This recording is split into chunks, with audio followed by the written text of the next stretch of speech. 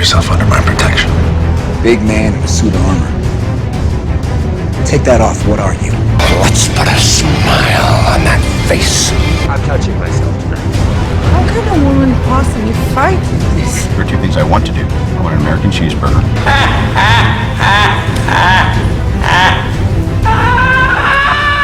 What's up guys, Uz here from the DC vs Marvel podcast, and I know you're expecting The Trench. However, today is going to be the first of a new set of videos and audio there as well, which we're going to be calling Views from the Cave. Back in the day, I used to have a YouTube channel about 4 or 5 years ago, and I abandoned it, and the reason why I abandoned it is because it was way too much work, way too much reviews and rumors and all that stuff that we kind of had to go through, and it just took up too much time.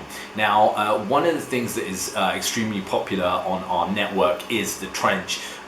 These get, for some reason, the most downloads of everything, and it's one of those things there that I think people like to particularly listen to.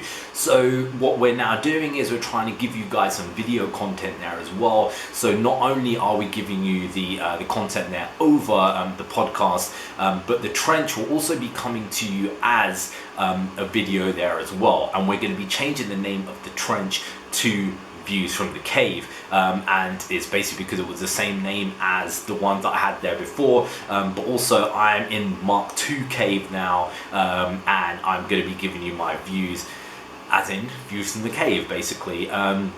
Now there's two reasons why I'm here. Firstly, this is my Mark II Batcave, and you can see in here, this is all the stuff that I've got there behind me, kind of part of my collection, and at some point I will be doing a video for you guys to show you all the different parts of the collection there. Now, another reason there is going to be the subject of what I'm going to be talking about there today, and the problem is that whenever you talk about this kind of thing there, whether it be DC, Marvel, Image, Star Wars, etc., whatever you want to talk about, you always get this accusation that comes towards you, and the accusation is the only reason why you're saying it is because you're a closet fan of the opposing thing, right? So you might say, for example, be a sports fan there of, I don't know, a football team or something like that, and then if you go and criticize the team, then they'll say, oh, you're a closet fan of the rival or NBA team or soccer team or whatever.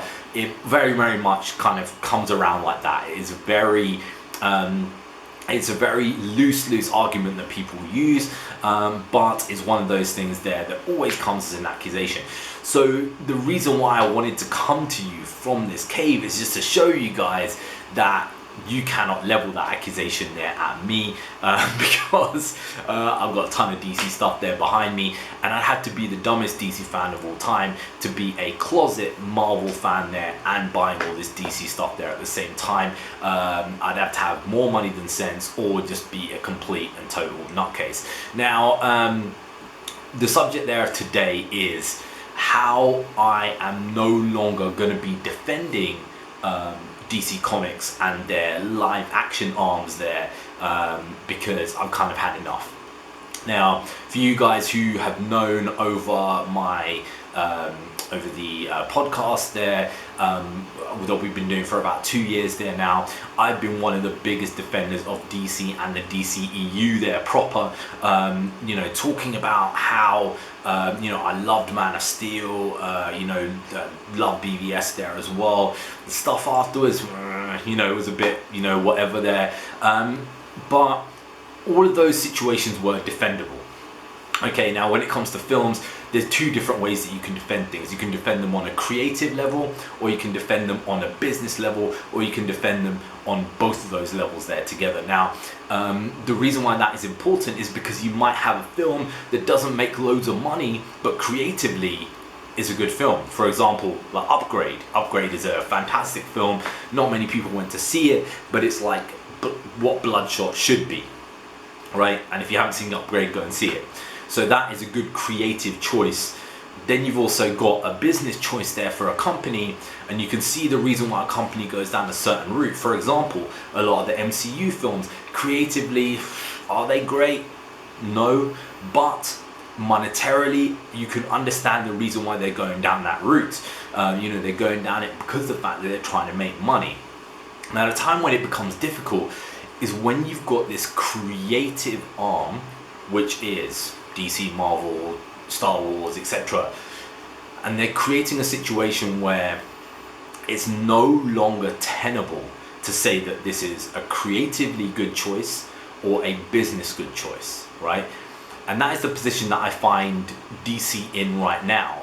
And at that point, it becomes indefensible, okay? Pretty much most of the actions that I can see that are coming from this company are indefensible, okay? And it is one of those things there that is so bizarre when you see the vast amount of literature that we've got, with DC, with the Bat universe there, with the Justice League, with everything else, that it becomes to a situation where it pretty much becomes indefensible for them to follow a particular track. Now, the track that they are following is this kind of in-between version of parts joining a universe and part not joining a universe and part being scared of their own shadow.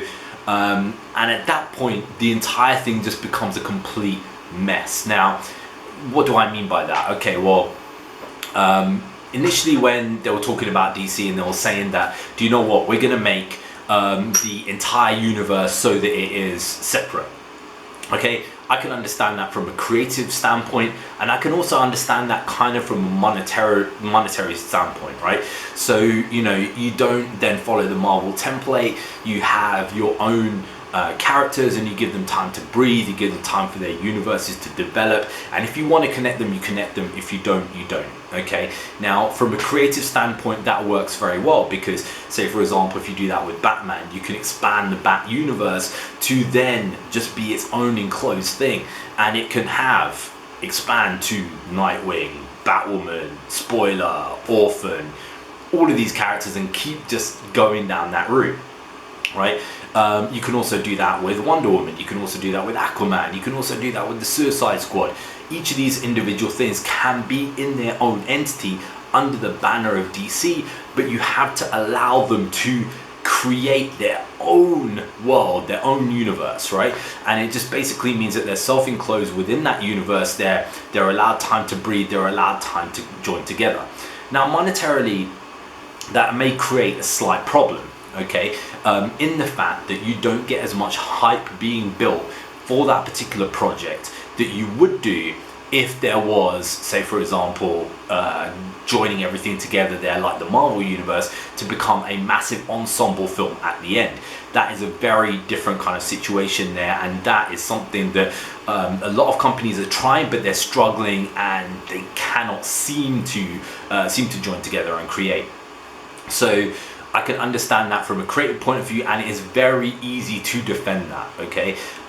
When Zack Snyder had his plan, he had a plan of movies that he wanted to join, he wanted to connect there together. It would have formed a trilogy, and even though some people may have struggled with the first film there, Man of Steel, BVS, etc., eventually everything would have joined together and made sense. So from a creative point of view, that makes sense.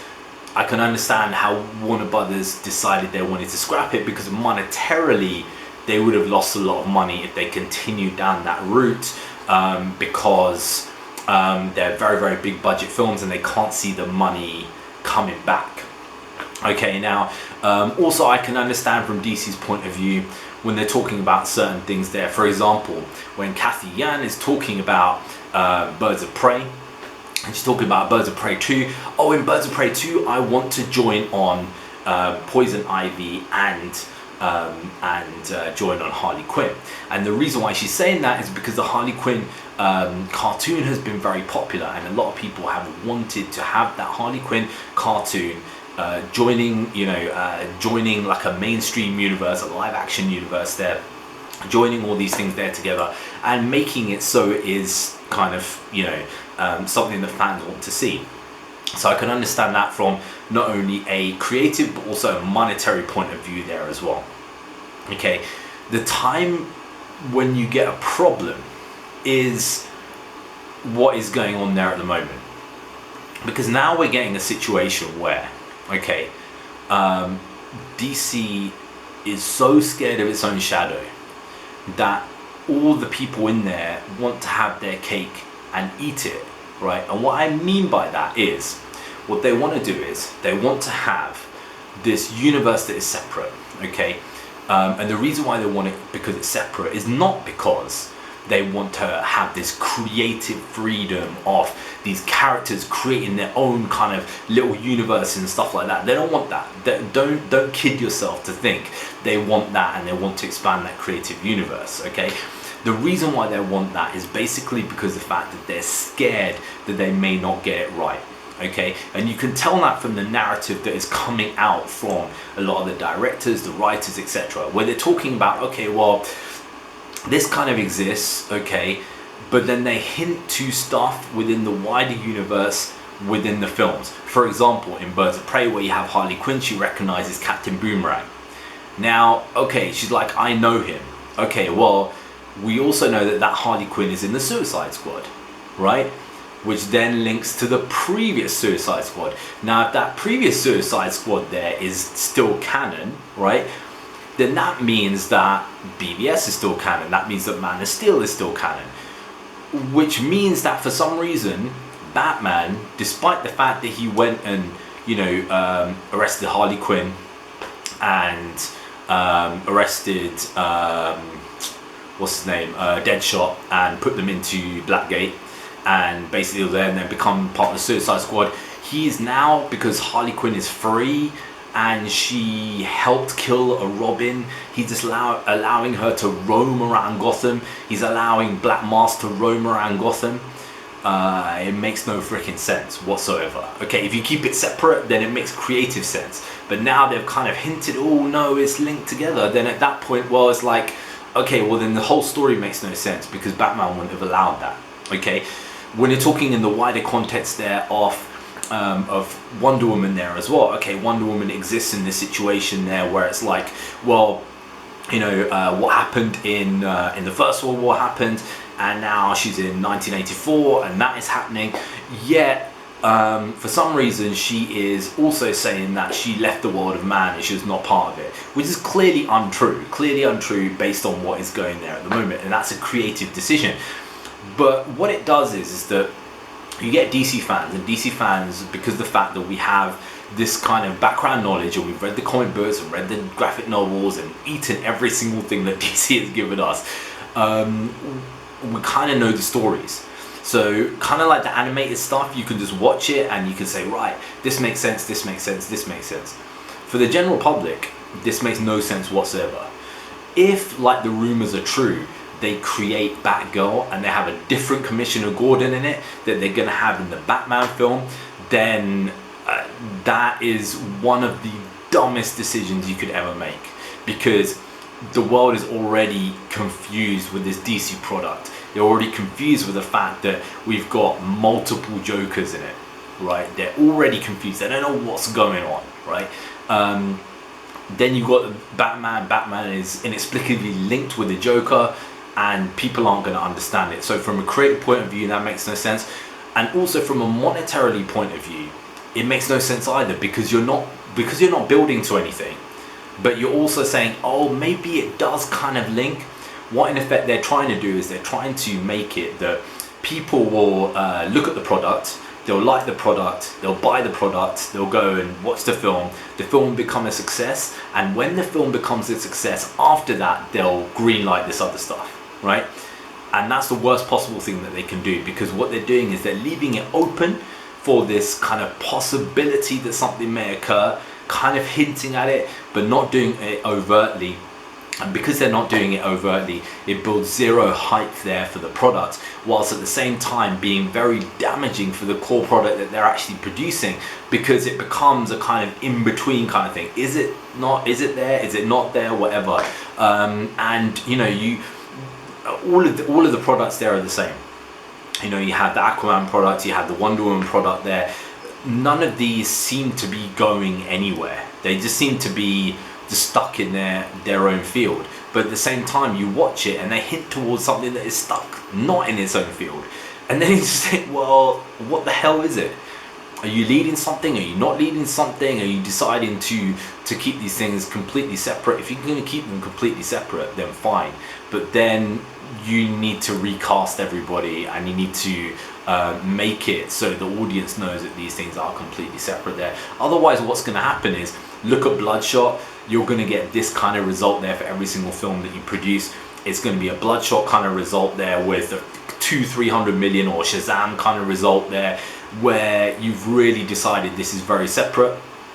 And you can see the reason why they did certain things in Birds of Prey, and they've done certain things in Shazam where they've had Superman and stuff come up, is because people like to think that there may be an extra continuation, a larger kind of product that comes from this. And DC knows this, and they try and show this, but at the same time they're too scared to actually commit to it. And that is the reason why I cannot defend the direction that these guys are going in anymore. It is a direction there that is bound to fail, and it's going to crash astronomically, because, you know, people are going to go and they're going to watch the Batman and stuff like that, but it's never going to be a product there that goes anywhere there long term. Anyway, guys, you can let us know what you think about that in the comments there down below. Play nice. And you can also make sure that you go to our other social media and stuff there as well. You can also listen to this on the podcast there as well, on an episode of Views from the Cave, which was formerly The Trench. Until then, guys, we'll see you again next time.